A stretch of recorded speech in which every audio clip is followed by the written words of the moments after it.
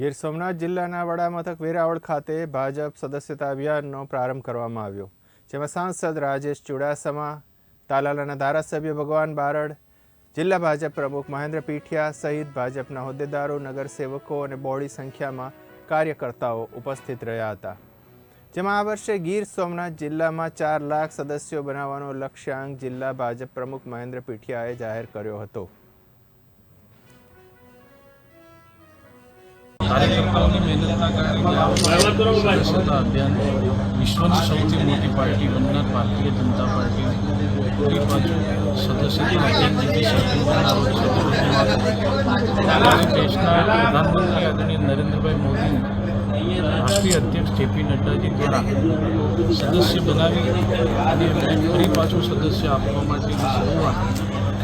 રાષ્ટ્રીય અધ્યક્ષ જેપી નડ્ડાજી દ્વારા કરવામાં ત્યારબાદ ગઈકાલે 3 તારીખે પ્રદેશ અધ્યક્ષ આદરણીય પાટીલ સાહેબ દ્વારા રાજ્યના મુખ્યમંત્રી ભૂપેન્દ્રભાઈ પટેલને સદસ્યતા અભિયાનની શરૂઆત કરાઈ અને દરેક જિલ્લામાં 4 સપ્ટેમ્બર સુધીમાં દરેક જિલ્લામાં સદસ્યતા અભિયાનની શરૂઆત કરવાની છે. ત્યારે આજે ગીર સોમનાથ જિલ્લામાં અમારા જિલ્લાના અધ્યક્ષ મહેન્દ્રભાઈ પીઠિયા દ્વારા આજે ચૂંટાયેલા પ્રતિનિધિઓને ફરી પાછું ભારતીય જનતા પાર્ટીના સદસ્ય બન્યા